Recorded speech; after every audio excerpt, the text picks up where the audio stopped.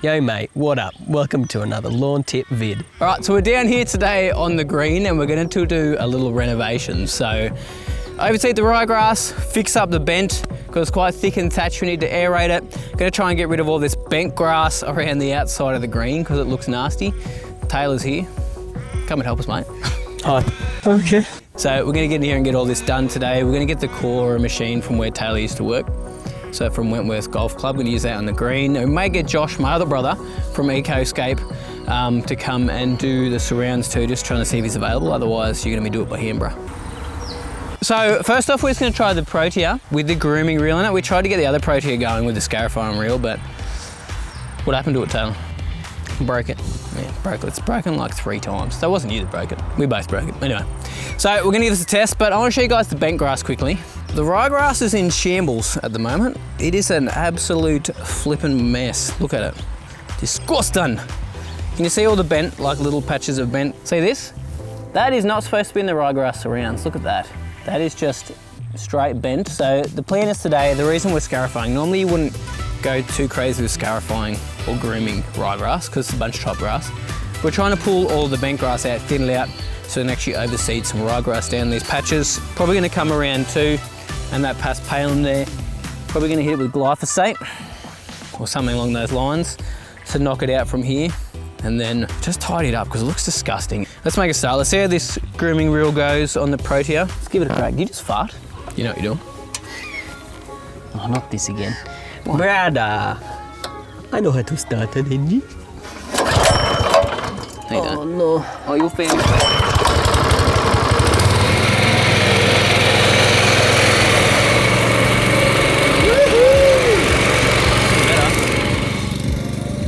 Send it out anyway. I'm liking it more and more. I am liking it. Man, that was thick. Bent grass, bro. It's crazy stuff when it starts getting long like that. Far out, it's thick, eh? She's thick, boy. At least we'll get seed down in there now. I can't believe how thick that is. It's like actually choked the rye out. Bent grass, eh?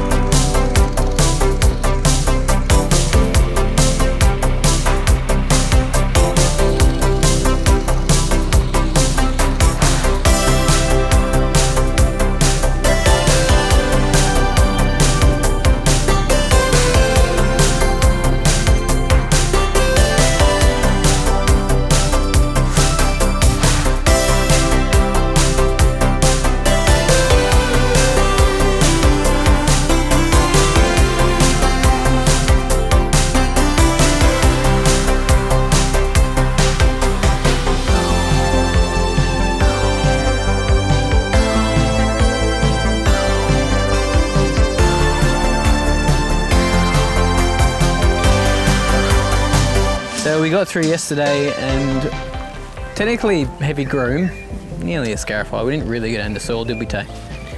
What? We didn't really get into soil, did we? No, it wouldn't really let us. Yeah, because we did the groomer because it just kept digging in so much. But it was thick, like we pulled a lot of bent out. Full, that whole thing was full yesterday. And we've thinned this out enough in the canopy that seed's gonna get down there. And we're gonna get seed to soil contact and get a lot more ryegrass in there too. But the reason we're scarifying, and we're going to do it to the green too now, wool grooming, is to get that thatch out of there because it's quite spongy, just to get it so the plant can actually breathe properly. We can get some nutrients back down there. Also water, and to get just rid of that nasty spongy feeling. It's just not ideal for a golf green. It just doesn't work too well. Also going to help reduce disease because there's a bit of brown patch in here too, and the aeration will help with that. We're going to do that now, and then we're going to jump into core aeration, which I'll talk about that once we get there. Then get some sand in there. Then some fertilizer.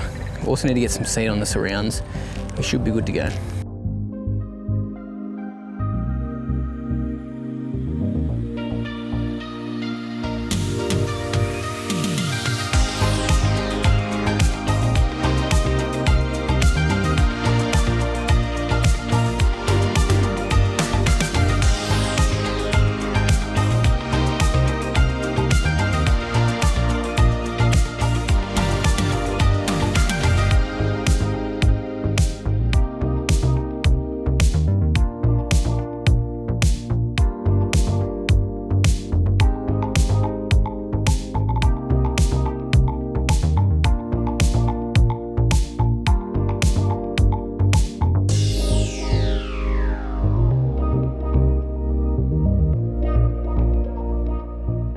So it's the next day, just about to do the aeration.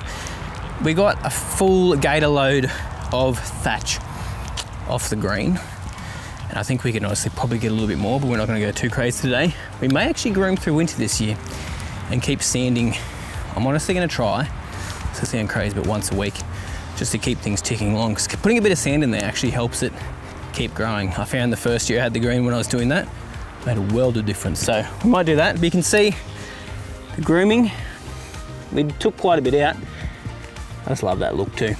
It definitely feels a bit better underfoot, but I can improve on that even more, to be honest. But we're about to do some aeration. So shout out to Schultz from Wentworth for letting us borrow this. So we're still doing a solid tine. This is the second renovation on this green, and it's still not quite ready. It's still pretty young for a full-on hollow tine. So we're gonna do that next season. This year, just a solid tine. Gonna go over it nicely.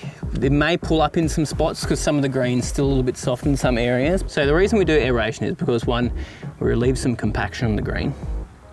We also help water infiltrate down past the actual thatch layer a little bit in the top of the surface of the soil, and it helps nutrients get back down in there too. So great to do at least once a season. If you can't do that, once every 2 seasons. This is the same with warm season grass and cool season grass. Now, renovations for warm season grass, probably doing September, October.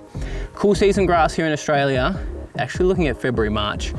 Start of April, you want to doing your renovations and your overseeding for cool season grass. So if you're looking at doing a reno and overseeding, get onto it now, which you're about to overseed this ryegrass here. We've still got a little while before the first frost, and 1 or 2 frosts won't harm seed too much. This is when you start getting those consistent frosts at the end of May, like we do here. But aeration now, and then we'll aerate the ryegrass too, and then sand, seed.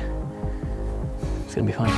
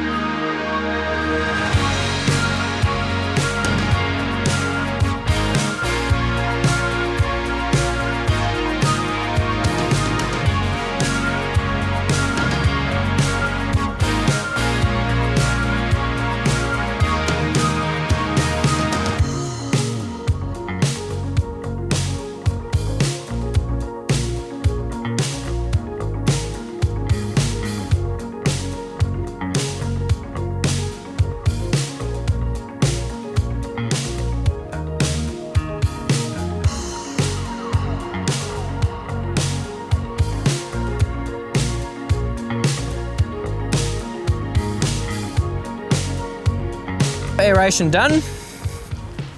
So you can see really nice tight holes, which is great. And we went down close to 100 mil on all of this. So next year we'll do a hollow tine. So I'll buy some hollow tines for it. They're my tines that I bought for that machine, so I didn't use the golf courses one and wreck them. We're about to do the ryegrass now. I'm gonna come down and actually roll the green, because we've got a couple of humps and bumps and undulations in the parts of the green that are a little bit more compacted, and it just pulled it up in those areas. So for example, not sure how well you can see it on camera, but there's a few wheel tracks through here, just through these areas, through there. You can actually feel it really bad when you're walking over it. But all in all, the machine's done a good job. A little bit of tear up here, which I knew would happen because it's just a drastic drop off. Last year I actually took a ton of chunks out, so Taylor went this direction instead. And it's a lot better than last year. Last year we had a big strip ripped out all the way up there. Then we're into sanding and seeding.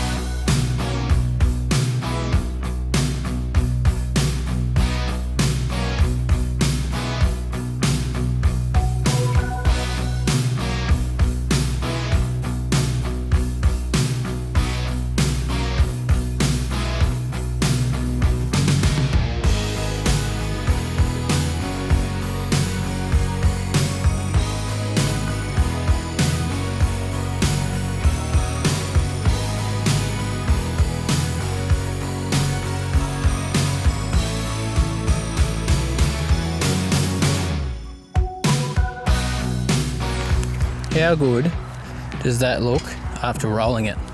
Moved a lot of the sand down into the holes.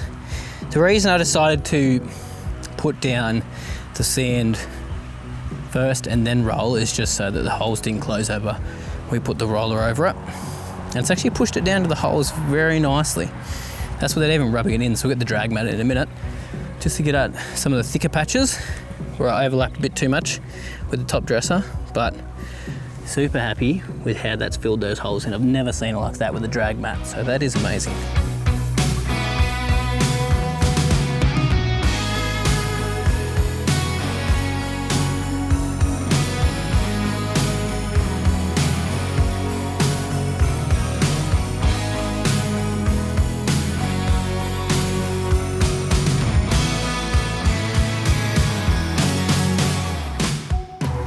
Man, that sand we had was disgraceful. So much rock in there. Definitely gonna have to find a new sand supplier next season. But green's done, rolled, got all those humps and bumps out, done the top dressing, filled in these patches down here where we pulled all that bent grass out. What a pain in the bum that was.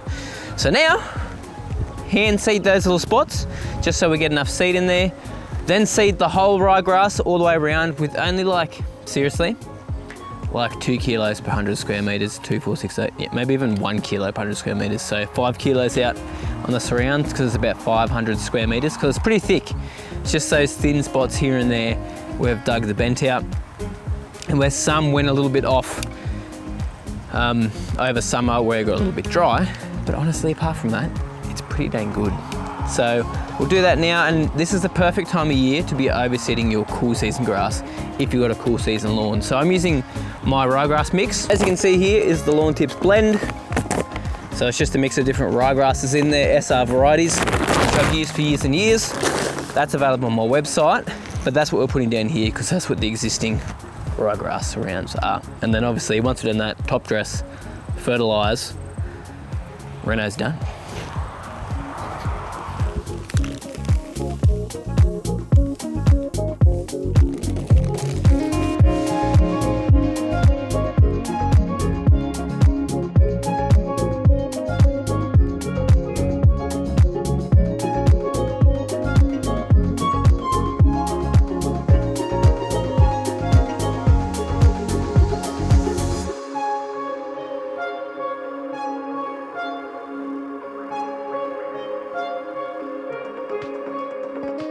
Last step for today, which is exciting, fertiliser. So today we're going to put out some Dominate on the ryegrass, which is my Lawn Tips Dominate.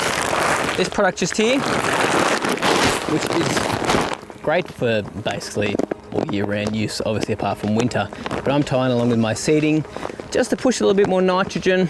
I'm going to get that seed going before we hit the winter time, but it's also got some K in there, so we've got 8 on the K, and we got, which is here, potassium, and then 1% phosphorus. So not too stressed about the phosphorus. Some potassium is great though when we're putting some seed down. Now you could also use my Proliferate fertilizer when you're doing your seeding too. Either one will work. Dominate's just what I had some of in the shed. Definitely fine to use it, and we're still gonna get great results with it. Now, ryegrass seed takes around 3 to 5 days to germinate, 7 days if it's a little bit too hot, a little bit too cold. We're in that window right now though. We should see something come up in the next 3 days. Just gonna make sure I keep the water up to this too. So once I've fertilised, gonna give this a nice big water for about 40 minutes on each head. And I'm gonna water 3 to 4 to 5 times a day, depending on the weather, to make sure it keeps wet down there the whole time so the seed doesn't dry out. If you miss this step, your seed's not gonna come up very well. You'll get some come up, but it won't be an even strike, which means the seed's gonna pop up absolutely everywhere. So do the right thing.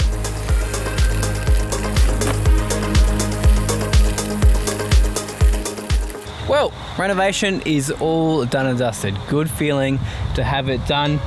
Man, I can't wait to see the ryegrass come up and look good.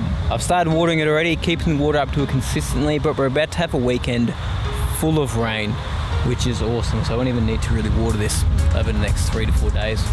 Nature will do its thing.